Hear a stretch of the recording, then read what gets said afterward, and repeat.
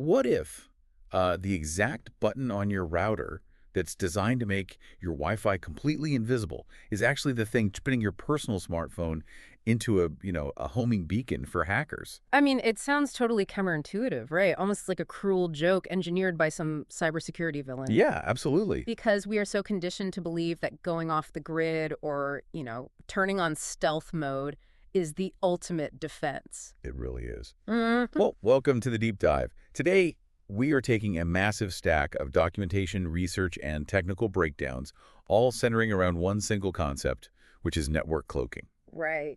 And our mission for you, the listener, is simple. We are going to separate the Hollywood hacker myth of digital invisibility from the actual physical reality of network security. Which is much messier than the movies. Ooh, way messier. We want to find out if checking that hide network box in your home or office router actually protects you, or if it just, paints a massive glowing target on your back. Yeah. Okay, let's unpack this. When we talk about network cloaking, we really have to start at the top tier. Right, the enterprise level. Exactly. At the enterprise level, true network cloaking is defined as a method of providing security by hiding actual physical and virtual devices behind a network gateway. Which is a heavy-duty setup. It is. Basically, an authorized user has to mathematically prove who they are to this gateway before it even allows them to see the servers or devices they're permitted to access. What's fascinating here is the contrast between this enterprise-grade cloaking system and, say, a traditional firewall. Right. Because everyone knows what a firewall is. Exactly. We are all pretty familiar with firewalls at this point. They sit on the perimeter of a network and they filter traffic. Yeah. They look at the data packets knocking on the door, they compare them to a list of rules, and then they decide what gets in and what gets dropped. Like a bouncer with a guest list. Just like that. But a true cloaking system, it doesn't bother filtering unauthorized traffic, it just completely ignores it. Yeah, it gives the outside world the absolute silent treatment. So it's essentially a digital black hole. That is a great way to put it. A black hole. The devices behind the gateway, they cannot be discovered by network scanners. Okay. They cannot be analyzed by automated hacking tools. And because the system outright refuses to acknowledge or respond to any unauthorized pings, it neutralizes a huge swath of attacks. Because you can't attack what you literally can't see. Exactly. A hacker can't exploit known vulnerabilities in your software or even zero-day vulnerabilities. Oh, those are terrifying. Right. Those unpatched flaws that the software developers don't even know exist yet. Yeah. You literally cannot access the internal devices unless you are connected through a secure tunnel, which is, a heavily encrypted private pipeline cut straight through the public internet. It's just an incredibly robust, proactive defense mechanism. It really is. See, that sounds exactly like the military-grade tech from the movies. Huh. It sounds foolproof. But our documentation quickly pivots to a secondary usage of the term network cloaking. Yeah, the one we all actually use. Right. The one you, listening right now, probably interact with all the time. Yeah. It's the standard option to hide your wireless network's name, its SSID, or service set identifier, from being broadcast publicly. We've all seen that little checkbox. Exactly. You log into your router via your web browser, you check a little box that says Hide SSID, and you assume you are flying under the radar. Be safe than sound. Right. Which sets up the central mystery of our deep dive today. Does this everyday consumer version of cloaking actually work the way we think it does? To get to the bottom of that, we have to look at the engineering motivation behind the feature. Okay. Because hiding an SSID does not offer that robust black hole level of security we just talked about. I mean, close, right? Not at all. It is explicitly categorized in the source material as a minimal security measure. Minimal. Yeah. I mean, it might stop your technologically illiterate neighbor from trying to guess your password, but it doesn't do much else. So what does this all mean? If we transition from that hardcore enterprise gateway cloaking down to your everyday home Wi-Fi router, we run into a glaring contradiction. We really do. If hiding an SSID isn't a strong security feature, why is it practically a universal standard on every router menu on the planet? Right. Why did the engineers even bother building it in? It comes down to one thing, and that's usability. Usability, okay. Yeah, you have to think about the physical reality of radio waves in a highly dense area. Like, imagine a massive 50-story corporate office building. Or a densely packed apartment complex in a major city. Exactly. Everyone has a router. Many people have multiple routers or, mesh network nodes. And all of those devices are constantly yelling their names into the void. Constantly. If every single one of those networks is actively broadcasting its name to the public, the list of available networks on your phone or your laptop just becomes overwhelmingly long. Oh, I hate that. You click the Wi-Fi icon, and you have to scroll through 80 different networks just to find yours. Exactly. It creates a terrible user experience. People get confused. They try to connect to the wrong network. And then corporate IT help desks get flooded with useless support tickets. You nailed it. So organizations will often decide to cloak the internal Wi-Fi SSID, the specific network intended to be used strictly by employees. Because the employee laptops and phones are already pre-configured by the IT department. Right. The devices already know the hidden network exists and what the password is. And because those corporate devices have the network profile saved, they connect automatically in the background. Ah, okay. That makes sense. Meanwhile, the company intentionally leaves their guest network fully visible, actively broadcasting its name. Got it. This way, when a client or a visitor walks into the corporate lobby and pulls out their phone, they only see one option: the guest network. It drastically simplifies the choice for the end user by just, hiding the clutter. Exactly. Which means hiding your home network is essentially a crowd control feature disguised as a security protocol. That's a really good way to frame it. Let me offer an analogy to visualize this. Hiding your SSID is exactly like taking the brass nameplate off your office door. Oh, that perfectly captures the illusion. Right. If you unscrew the nameplate and take it down, it might stop a lost tourist or a confused delivery person from wandering into your office by mistake. Yeah, they'll just keep walking. It deters the inexperienced people who are just casually browsing the hallway. But the physical door is still right there. It didn't go anywhere. No. Anyone who actually wants to break into your office, anyone who brought lockpicks and knows what they're looking for, they just walk up and go to work on the handle. Right. Taking down the sign didn't make the room magically disappear from the building's architecture. And this is where the false sense of security becomes genuinely dangerous. Yeah. When you check that hide network box on your router, all it mathematically does is set the SSID field in the router's beacon frame to null. Just the beacon frame. Right. And a beacon frame is basically the router's automatic heartbeat, announcing "I am here" several times a second. Yeah. By hiding the network, you just silence that one specific heartbeat. But that beacon frame is just one single piece of a much larger, incredibly complex communications puzzle.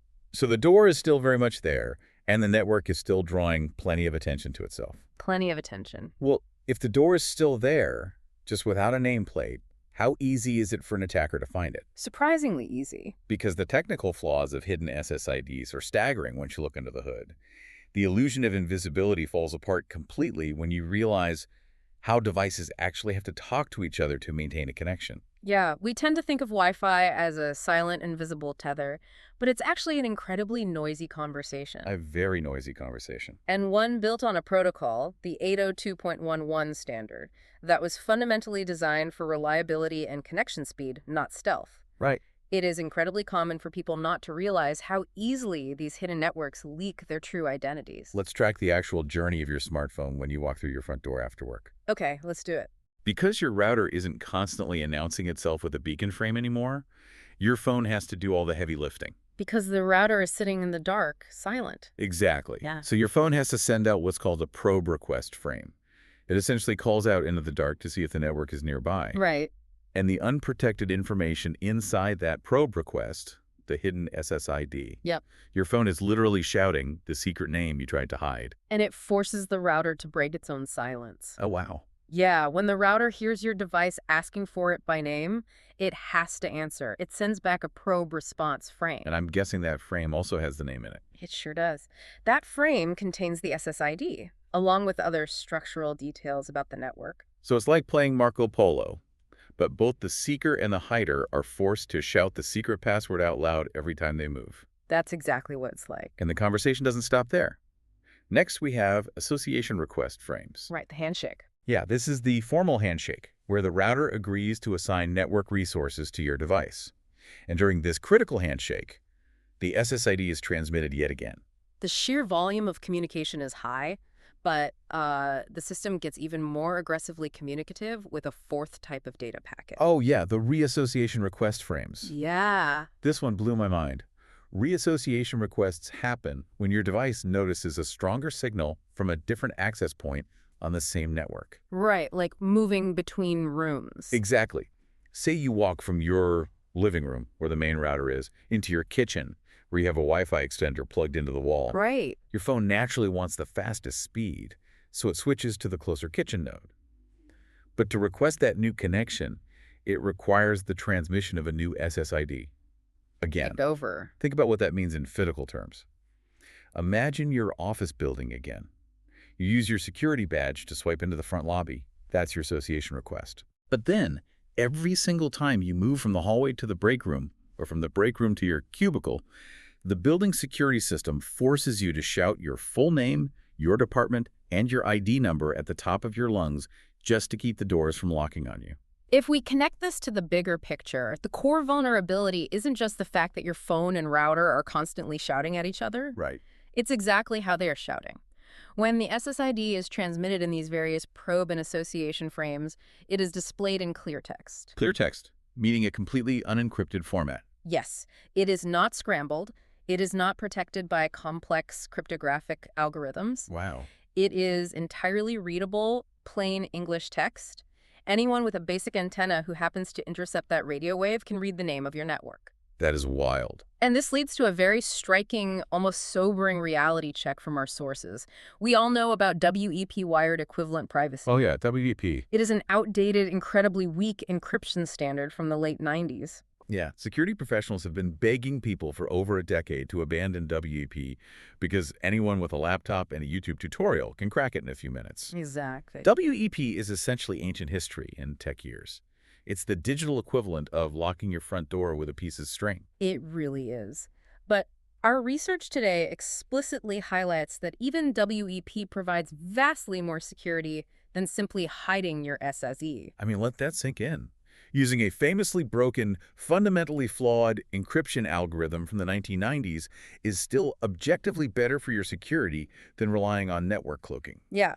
True security requires actual encryption, preferably the modern WPA2 or WPA3 standards. Right. You can use those in conjunction with hiding the SSID if you really want a cleaner network list, but the cloaking itself provides zero cryptographic protection. Okay, so if my phone is walking around the house screaming this password in clear text, someone has to be listening to hear it. Naturally. Are hackers just sitting in unmarked vans on the street with giant antennas? Like, how are they actually intercepting this? Well, when you look at an attacker's toolkit, they generally rely on two primary methods to catch these leaks: passive sniffers and active sniffers. Let's start with passive. So passive sniffers are software programs, things like Kismet, Prads, and ESIDjack, that are designed to eavesdrop on radio frequencies completely undetected. Oh. They sit quietly in the background, acting like a sponge, just soaking up the network traffic and data packets floating through the air. Getting for a mistake. Exactly. They're waiting for one of those clear text frames to fly by. But there is a massive catch for the hacker using passive scanning, right? There is. In order to gather any useful information, a legitimate user's laptop or phone already has to be connected to that specific network, and they need to be actively generating traffic. Right. If nobody is home or everyone is asleep and the network is completely silent, the passive sniffer just waits in silence. It catches nothing. That is the big limitation of passive eavesdropping. It requires patience. The attacker has to wait for you to come home, open your laptop, and force that handshake process to occur. Here's where it gets really interesting. Hackers don't always have the patience to sit in a car for 6 hours waiting for you to log on to Netflix. No, they don't. And that brings us to the active sniffing methods. Tools like NetStumbler and SSID represent a much faster, far more aggressive method. Yeah, they force the issue. Exactly. The attacker doesn't wait for a natural leak, they force one. Yeah. They do this by spoofing a disassociate frame. This takes advantage of a massive historical oversight in Wi-Fi engineering. Oh. Yeah. For a long time, the management frames that control how devices connect and disconnect weren't encrypted or authenticated. Wait, really? Really. So a hacker can easily forge a digital message that looks exactly like it came from your legitimate home router. Just completely fake it. Totally fake it. They send this forged message directly to your connected smartphone or laptop, and the message simply says, drop the connection immediately. Wow. It is a forced artificial disconnect. Yep. To put it in everyday terms, it's exactly like a prankster physically tapping into your landline telephone, waiting for you to be in the middle of a really important call, and then suddenly snipping the wire. Right. And what is the absolute first thing you do when a call drops? You immediately redial the number. You don't even think about it. You instinctively redial. And in this digital scenario, when your laptop receives that forged disassociate frame and is forced off the Wi-Fi, the operating system instantly panics. It hates being disconnected. It wants to restore your internet connection before you even notice it dropped. So what does it do? It acts out. Yeah. It immediately fires off those probe and association frames we just talked about, loudly stating the hidden network name in clear text to reestablish the connection. So the attacker forces your device to hand over the secret on demand. It's crazy. The elegance of the attack is terrifying. And this brings to light one of the most alarming ironies of this entire deep dive. Okay, what's that? Choosing to hide your network at home might actually turn your devices into a massive liability when you leave the house. Wait, walk us through the mechanics of that. How does hiding my router in my living room affect my security when I'm miles away? Think about what we established earlier. Because your device knows the home network is configured as hidden, it knows it cannot rely on the router to announce its presence. Right. The phone has to carry the burden of searching.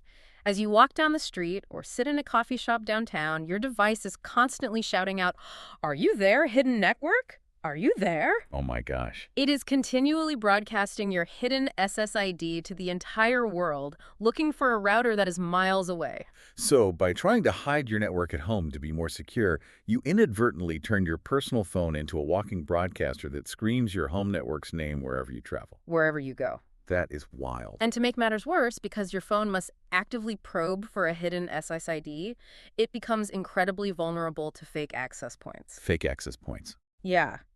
There are freely available programs tools like Karma and airbasing that are designed specifically to exploit this exact behavior. Let's paint a picture of how a karma attack actually unfolds. Sure. Say you walk into a busy coffee shop, you order a latte, you sit down, and you pull out your laptop to get some work done. You haven't even clicked the Wi-Fi menu yet.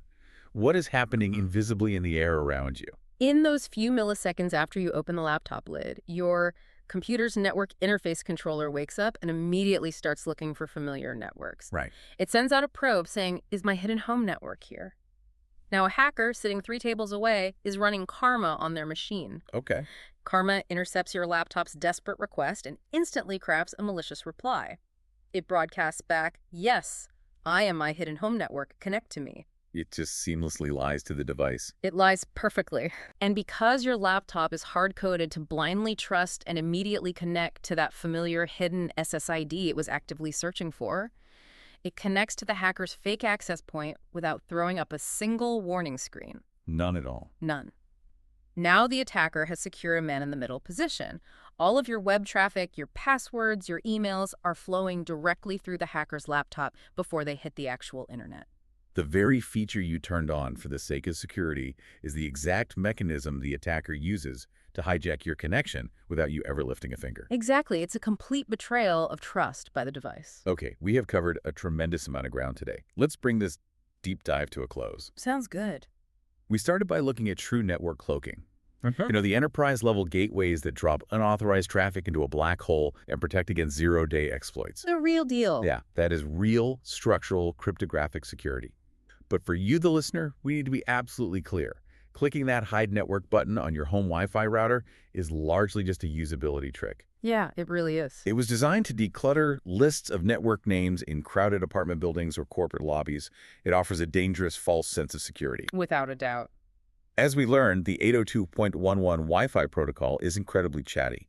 Your devices are forced to shout your network's name in unencrypted cleartext through probe and association frames just to function. They literally can't help it. Right. And attackers have entire arsenals, from passive eavesdroppers like Kismet to active spoofers like NetStumbler, designed to easily catch those cleartext names or force your devices to leak them on command. Yeah. The ultimate takeaway is clear. Do not rely on a flimsy invisibility cloak. You should rely on actual encryption, specifically WPA2 or WPA3 standards, with a strong, complex password to keep your network locked down. This raises an important question about how we interact with the technology that surrounds us. What do you mean? Well, why are we so instinctively drawn to features like network cloaking? I think it reflects a very deeply ingrained human tendency to trust invisible security measures without fully understanding the underlying mechanics. That's a great point. We see a button on a screen that says hide or stealth, and we immediately conflate that with protect. Yeah, we just assume it's doing the magic. Exactly. It is a powerful reminder that critical thinking is absolutely essential in a world of information overload. We cannot just accept the label on the box or the simplicity of a setup menu. We have to take the time to understand the physical reality of how the system operates under the hood. It really is all about understanding the mechanics rather than blindly trusting the magic. Absolutely. And I want to leave you with a final lingering thought to explore on your own.